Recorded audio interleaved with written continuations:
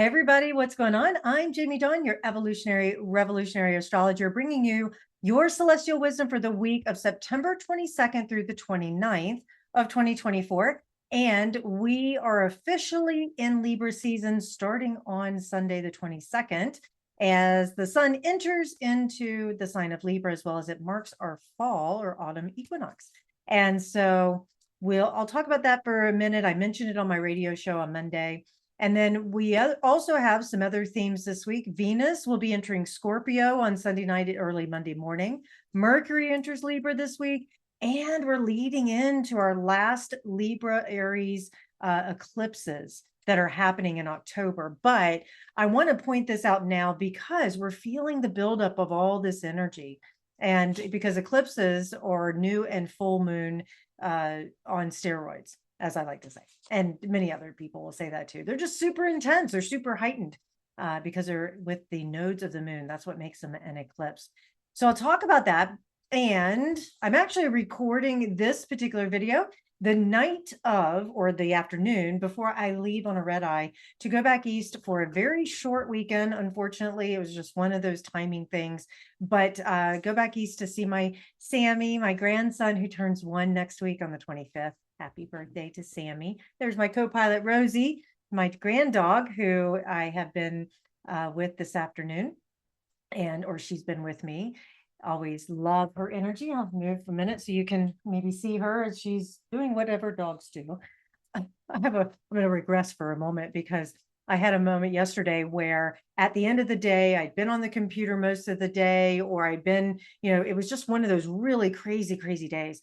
And I found myself about 5:15 standing at the back door, the sliding glass door at my beloved's house, and just staring out at nature. It was raining, so I didn't feel like standing in the rain, even though I do like doing that too. But anyways, I was just staring out into the nature and all that.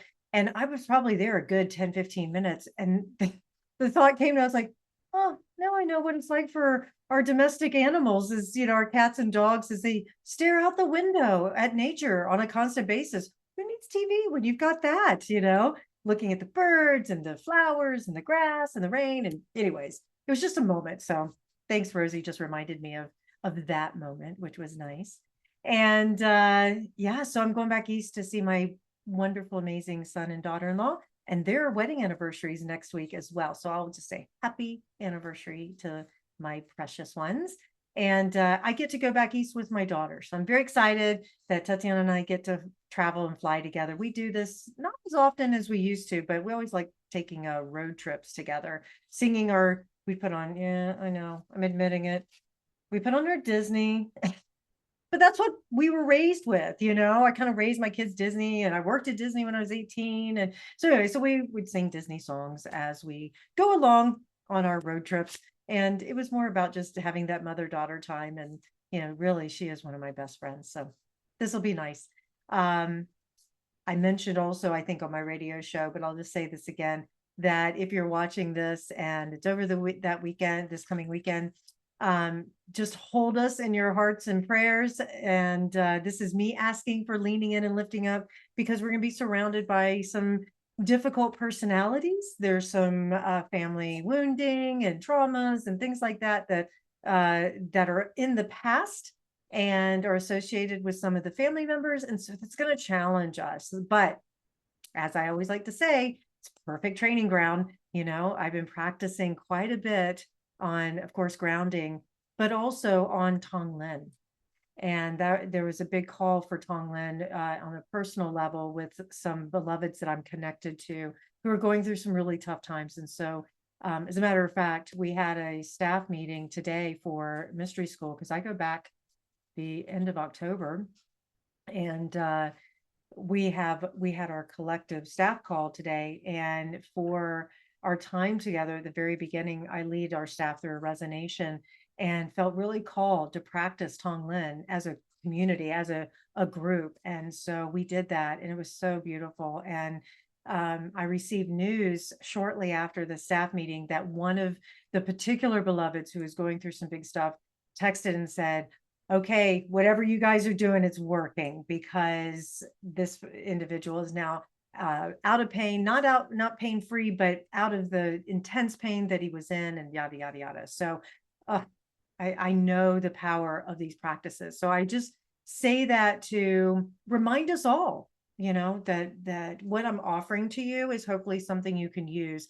And it may not be everything. I realize this may be a long video. So if you watch it all, great. If you don't, hopefully you get what you need out of it. Because, one other thing, as you know, I like to pull a card for us to meditate on for the week. Interesting that our Seven of Swords was last week, and I have heard stories of things coming to the surface that have been revealed that has to make adjustments or has created quote unquote death. And I mentioned that the death card was also a card for last week. And there's transitions that are happening and changes and things we have to surrender to. But I find it fascinating because my dreams, and I know you guys have had a few, my dreams, actually this morning, I woke up to almost every dream had snakes in it. And the magic and power of snakes, of transformation, medicine, healing. It's a beautiful totem, if you will, but it's letting go, it's shedding the skin, right? And that's what death has asked of us. So all that to say, this week, we are learning to continue to let go of the things that no longer serve us so we can step in to something better and more evolved for our good, for our highest good. And, and so anyways, let me pull a card for this week as I'm shuffling these beautiful cards that I love, my Celtic deck. And what do we have here? The Knight of Swords. Knight of Swords. Okay. Knight of Swords is an individual who has their mind set on something in particular. Nothing is going to stop us. So I would imagine that this coming week, and this is the intuitive piece, and I have a feeling the astrological piece will support this as well. But we now have this new evolution, and now our mind is set up. We've made a decision. This is how I'm going to go. This is what I'm going to do. This is how I'm going to achieve something. And when the Knight of Swords shows up, that we are driven, we are ambitious, we're taking action. One of my staff today said something, I loved it. It was so beautiful. But they said, you know what? I've been called to get off the bench and take some action. Get off the sidelines. It's time to take some action, which means I'm going to be comfortable or learn to get comfortable with being uncomfortable. Yeah. Love that reminder. So here we are. We're going to be motivated. We're ready to take action. I have a feeling that this next week, here we are manifesting some of the things in our lives that we have been asking for, and yet also meeting some situations that we didn't ask for that we have to take decisive action. I keep reminding myself of what my mother had said to me, which is, make a decision, you can adjust along the way. And she says that to my father on a regular basis. So the downside, of course, is that we get too impulsive, we act too quickly, continuing to keep that theme of Mars in Cancer, where we might shoot first and ask questions later, versus we need to slow down, make sure we don't make assumptions, and ask good questions, And if you don't have a question or you don't know what to do with it, create the space. I love that phrase. That's interesting. Let me get back to you. I need a few minutes, or I need a couple of days or time, whatever it might be, but I will get back to you, and giving that individual, that audience, the awareness that you will get back to them. The other thing is with the Knight of Swords is that it represents our need to understand the world from this intellectual point of view. The swords is air. And here we are in the Libra season, which is air sign. And there's a lot of mental activity that are happening. I was reminded also earlier, I was listening to a TED Talk, actually. I love TED Talks. I was listening to one, and it was talking about how our nervous system is programmed to be a certain way for comfort. Our nervous system is programmed for comfort, but our soul, if you will, is programmed for growth and evolution. Well, that's not a comfortable place to be. But our mind is no different. Our mind needs to be trained. It needs to be programmed in order to manifest and be disciplined enough to achieve the things that we are looking to achieve, because our mind can sabotage our future. It can sabotage our potential. It can sabotage our relationships. And in the essence of Libra, it's all about relationships. You hear me talk about this all the time. We're in relationship to something at all times, you know? So we have the sun in Libra on the 22nd. Mercury ingresses into Libra this week. And so there's this Libran influence and energy. If you know anybody who has a Libra influence pretty heavily in their chart, they're charming. They love peace. They love balance. They're very flirtatious. They're very flattering and gracious, and also relationship oriented. The downside to this Libra energy is that it can make us indecisive or people pleasing. It can also make us insecure and deceptive. We become deceptive because we're trying to keep peace, or we're feeling insecure. We're trying to create some sense of control around it. Also, the Libra energy can be superficial, so it makes it hard sometimes to believe what somebody's telling us, right? So that's what we want to pay attention to. Okay, this is where Joan does a lot of really good editing. My phone rang and I had to get it. So there's a little pause if for some reason you guys sense that. You know me, I'm just going to be transparent. You get inside this crazy head. Anyways, yeah, Rosie, my grand dog, is sitting there going, "What are you doing?" She saw me get up and go get my phone. Anyways, we're talking about all this Libra energy, right? And people with Libra, heavy Libra influence. And you know that relating and communicating and just having that connection is super important. So we may find a lot more of that over the next couple of weeks as we move through this Libran energy. Yeah, there's Rosie again. As we move through this Libran energy, where we're a little more chatty, a little more flirty, a little more fun, lighthearted. That's great when it comes to relationships that they felt a little too heavy, or you went through some revelations at this last full moon that you're kind of still got a little hangover from, or a little reeling from it. However, that intensity when it comes to relationships isn't going to give you much. You're not going to have much of a break, I guess is what I'm saying, because Venus moves into intense emotional bonding, strong, don't betray me, very fiercely loyal, wants to get to the bottom of things, is definitely going to be the why person in the relationship. Yeah, she moves Venus, our planet of relationships, love, beauty, and harmony, ruler of Libra, moves into the intense side of Scorpio, like I say, Sunday night, Monday morning. So there's going to be this wonderful juxtaposition, if you will, of the lightness and flirtation of Libra with the intensity of Scorpio. It's great though, especially for whether you're single or coupled. If you're in a single situation and you use this energy well, you flirt, you mingle, you stay light, you allow people to feel connected, you have all this conversation because you want that kind of connection. What you may find is that you have these moments of, maybe just one in particular, of a fated meeting, and you get to spend your time getting to know that person, and the connection is super intense, and it allows you to go, oh my God, I think this is my person, right? It's great for meeting somebody and starting the relationship and getting pretty deep, probably pretty fast. I will say that. So do watch out for that. But at the same time, enjoy it. Now, if you're coupled and you want to use this energy, it's a great time to keep things light and fun between the two of you. Have fun, flirty conversations. It reignites some of that passion with Venus in Scorpio.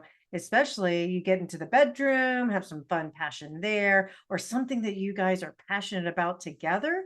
This is a great energy for that.